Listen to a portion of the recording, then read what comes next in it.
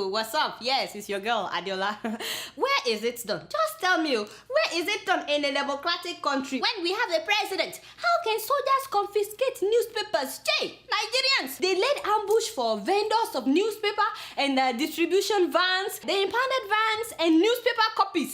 They also beat up vendors as well as drivers of newspaper houses. What a shame in a democratic country. Nigeria, I'm really disappointed. They confiscated the Nation newspaper, Daily Trust, Leadership, Punch, and Vanguard. All these papers that are seen as critical of the government. Are we back in Abacha's time? Tell me, if only these newspapers have been watching my show, all of them by now, they would know how to do their karate. When those soldiers were coming, they would have been like, in their karate style.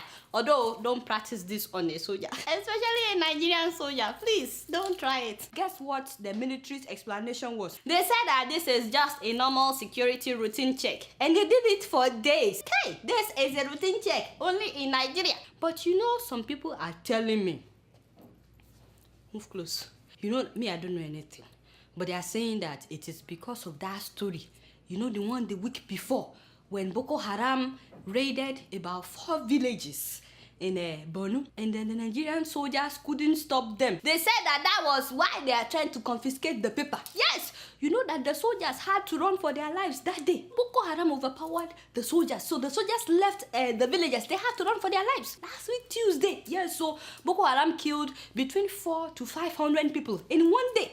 Most of them were men, including young boys and even baby boys. They would snatch them from their mothers that were breastfeeding them and kill them right in front of their mother. They came dressed as soldiers, and then they told the villagers to assemble in the village square, that they've come to rescue them from Boko Haram. So those ones gathered in the village square only for them to start firing. 500 souls in one day, my people. And this is not a country that is at war. You see? So the papers reported the story, including the part where the soldiers fled. That was why the soldiers got angry. I'm telling you. But what I don't understand is how they could confiscate papers for days and the president has not said anything. You see, I'm really disappointed. More than 200 girls are still in the Sambisa forest. Till now, they are now going after press freedom. You see? Wait a minute. Is this how we'll continue to talk about these missing girls week after week and nothing would happen? It's been 60-something days now, my people. More than 2 months that these girls were kidnapped and nothing has been done. I thought that they were strategizing, but now that it's been more than 2 months, I know this is not about strategizing. By the way, it has happened though. It has happened. No be me talk about. The former CBN governor, Mr. Lamido Sanusi, remember him now? The one that was suspended by Mr. President for bringing up the missing $49 billion. Yes, so that man is now the Emir of Kano. I'm telling you, it has happened. You see why I say that it's good to be good, especially if you are seeking re-election. You don't want to make unnecessary enemies for yourself. Wait till be my own. You guys know me, I don't know anything. All I know is that already the governor of Kano State does not really like Mr. Jonathan. In fact, he doesn't hide it. He's a member of the opposition party, that is the APC. And because Mr. Jonathan suspended Sanusi when he was at CBN, he made himself another enemy. Definitely, I know that Sanusi or the governor won't be the ones that will decide for the people who they should vote for, but I'm sure that they can certainly influence some voters. I've been reading a lot, and I found out that Kano happens to have the highest number of registered voters in northern Nigeria, about 5.1 million registered voters. Lagos is number 1 in Nigeria with 6.2 million registered voters. And right now, APC is the one that has been reigning in Lagos State. So, if Mr. President will not win in Lagos, he really needs to win in Kano. I hope that we are communicating, not that I know anything, but we're just trying to rub minds together. So, the Emir of Kano is also the second most influential Muslim leader in all of Nigeria. That is after the Sultan of Sokoto. I'm not saying that Jonathan cannot win the coming election.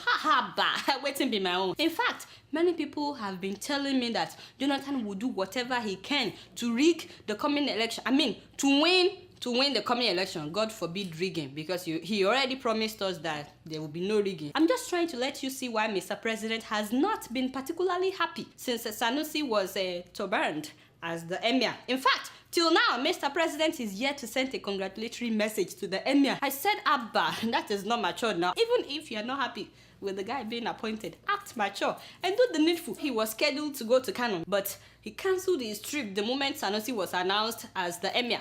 And then policemen have surrounded the Emir's palace for days. I am very sure that Mr. President, as a gentleman, would not tamper with an age-long tradition that has been in practice even before we started electing presidents in Nigeria. Meanwhile, I was very disappointed, my oga. I was really disappointed that while all of this was going on, policemen disrupted an APC rally in Ekiti State. They even killed one young man. Why? They were throwing tear gas. In fact, they attacked Governor Fayemi's convoy. Can you imagine that in a democratic country? You know that Ekiti's governorship election is coming up in a few weeks, yes. And we know that President Jonathan needs PDP to win in Ekiti if he would win the coming presidential election without rigging. In fact, last Sunday, Mr. President made an open promise. He promised that he would develop Ekiti State if only the people of Ekiti would vote for a PDP candidate as their governor. That is why you're saying that is probably not a smart thing for the president to say. I'll be calling that he will only develop a state if they vote for some. No. It's not a smart thing to say, but what do I know? So I'm really disappointed that PDP is now using the police to disrupt the rally in Ekiti. That is not nice now. And as if that is not enough, with orders from above, Governor Amechi's chartered jet to Kano to go and celebrate with Sanusi. Do you know that it was grounded? In fact, they locked up Amechi at the airport in Kano. They locked him up with orders from above, of course. And speaking of jets, I heard that someone smuggled explosives on a Delta plane that was coming from Nigeria to Atlanta. They had to stop that plane in Dakar, Senegal, in order to take care of that man. I said, hey, if not that they caught that guy, do you know how many people would have died by now? I hope that they really tighten up security at Lagos and Abuja. Because if this guy can get on board with explosives, Boko Haram can get on board with explosives, please don't scare me anymore. Tighten up security. Yes, I'm coming home for Easter. No, Easter has passed. Easter has passed. Yeah, Christmas. Yes, I'm coming home for Christmas. Tighten up security. But back to what I was saying. As you guys know, I don't know much about this whole dynasty story. All I know is that Sanusi is from a royal family. His grandfather was the Emir before the one that died. And now they made him the Emir. End of story. Let it go. If only Mr. President had treated him right when he talked about the missing $49 billion, maybe now Mr. President could now hope to have some northern votes. 2015 presidential elections will be very interesting, don't you think so? But you know, everything that I've said so far, you guys know that I don't know anything. I beg, they all came from my little girl's mind. What do I know? Guess what? I'm just keeping it real. Moving on to Brazil, I'm so excited to tell you guys that World Cup 2014 has officially started. Yes, sir! So here we go.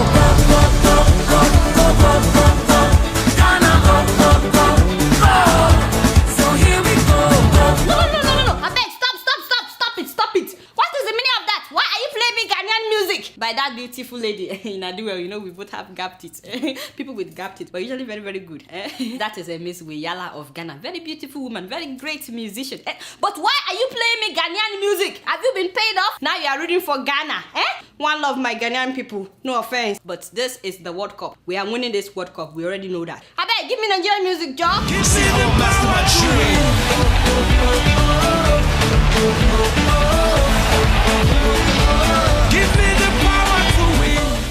Yes, that is how you do it. I don't tire. Oh my god. I don't tire. That is how we do it in Niger. Give me the power to win. In fact, I love all the countries that are participating in the World Cup. And I wish all of those countries good luck. But when it comes to soccer, my God, don't even go there. We already took this World Cup. Just wait and see. By the way, I was a little embarrassed when America beat Nigeria in a friendly match. I said, Che, why is this happening? Look at this player. So why you they embarrass me like that now? America. If you want me to give you private lessons, just say it. Just say the word. Anytime, any day. I don't mind. I know I'm very busy, but for you guys, anything, anytime. But for you to be embarrassing me in front of everybody, America beats you, and you're able to go back home. What a shame. Anyway, this is the World Cup. Starting with your game on Monday, you better bring back the cup to mommy. Bring me the World Cup so I can touch it and bless all of you. I better give me that song. Give me the power to win. Moving on to the beautiful country of Uganda. How is it possible that Uganda, my Uganda, will be leading East Africa in a bank fraud? Bank fraud. Can you believe that? You are doing Yahoo in Uganda. And please, I don't want to hear that they learn from Nigerians. Oh, it is because of Nigeria. No, please. Let everybody take responsibility for their own mistakes. In fact, some of you are too quick to blame Nigerians whenever a crime is committed. Why now? Apparently, Uganda loses between how much? Between $1 to $10 million every year. Between 1 to 10 million. Wait a minute. That's it. 10 million. No. My friend, double check that figure. $10 million. That is it. It is right. Between 1 to 10 million. That is like chicken change in Nigeria. In fact, that tells me they didn't learn from Nigerians, because that would be an embarrassment now. $10 million. I mean, one minister can vamoose more than $10 million in one day. What is your problem? Why are you putting up this picture, my friend? Haven't we talked about this? This case has already been swept under the carpet. Why are you bringing it up again? Nothing will happen. Don't you know this is a touch not my anointed? Why are you bringing it up? Why are you looking for trouble? Have I mentioned any names? What is your problem now? Stay focused. We are talking about Uganda right now. Back to what we were saying, Daddy, my people. It's good that you are catching them now, when it's not more than $10 million. So please, those of you that are scamming people in Uganda, I beg, stop it. 10 million is a lot of money, you know. I understand though that Kenya loses more than that, as well as Tanzania. But when it comes to bank fraud, yes, Uganda is #1 in East Africa. That is not something to be proud of, my Ugandan people. So please, stop the yahoo. Guess what? I'm just keeping it real. Still on Nigeria. Today I have some great news. Yes, I'm so excited to tell you that the federal government has launched new commuter trains in Lagos State. Yes, sir. Yes. Oh my god, I'm so excited. They must have been watching this show, right? Because, you know, I'm always talking about that locomotive in Abuja. Thank God Almighty. No more trains like this. My people, how exciting. This is the new train in Lagos State. I heard that these trains actually come with air conditioners. I said, put me on board. I've always known that we can do all these things, you know, deep down. Yes. And I know that it's just the beginning of more development, but I'm so excited because this train will significantly lower traffic jam in Lagos State. Don't you think so? It will bring competition. The bus riders cannot charge you too much now when they know that you can go and take the train. And people can now get to their destinations now quicker. How wonderful is that? Now, if you're living in Lagos and you're watching this show and you've taken the train, please send me a picture of the inside of the train. I'm yet to see the inside. I've only seen the outside and it looks good. I know that they were painted, yes, but at least I'm glad that they are not locomotives from 1950 like this one. So I'm so excited about that. I hope they keep watching this show so that they can build us international hospitals as well. Now, my second great news for today is that the 2 Nigerian ladies that were deported from Canada last year have returned back. Yes! I'm talking about Victoria Odu and Favor Amadi. Both of them were deported last year for taking jobs off campus at Walmart store without proper student work permit. Now, the case had been going on since 2012, and that was the last time the girls were in school. So they've lost 2 years of education already. But thank God that they are back. But the government of Canada has really worked with them. I really appreciate the government of Canada and all the Nigerians that have been rallying for these girls, the churches that rallied around them, even the school. Everybody at their school had been protesting on their behalf, and the government of Canada has finally allowed them to come back and resume school. The best part of the story is that Canada has now amended its law allowing international students to work off campus. I'm like, what? That's great news. For those of you that are looking into going to study abroad, this is good news for you, my brother and my sister. Pay attention. This is a serious matter. Canada is allowing international students to work off campus. America wouldn't allow international students to work off campus. I'm just saying my own. Anyway, I spoke with both of them before they were deported. I got to interview them on Sahara TV, and the video is still on YouTube if you want to know more about their case and how to reach them. And guess what? I'm just keeping it real. Before I go, I want to thank everyone that has donated towards my single. Yes, we've raised almost $1,000. Yes. How many days do we have left?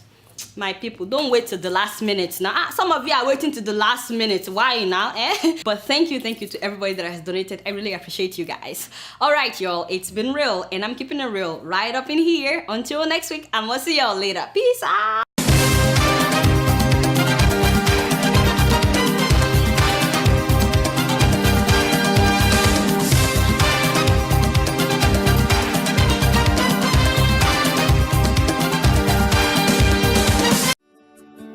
Welcome to First View Luxury Hotel. At First View Luxury Hotel, we offer excellent service. Our rooms have all the necessary facilities to make your stay comfortable and memorable. You will also have access to internet service, breakfast, 24-hour power supply, full air condition, free international calls, free tire pumping service, and free car battery charge. So what are you waiting for? Quickly visit First View Luxury Hotel. We are located at number 1 Adeola off Raji Rasaki Road, First Estate, Amuwo, Odofin Festac, Lagos. For more information or reservation, please call us on 080-7578-7135 or 080-9990-0601. You can also take advantage of our online ongoing promo at www.firstviewhotel.com to make your reservation and payment for your favorite room, which attracts a discount rate. Please note, rooms are reserved based on first come, first serve. First View Luxury Hotel. Experience the home of comfort. They come.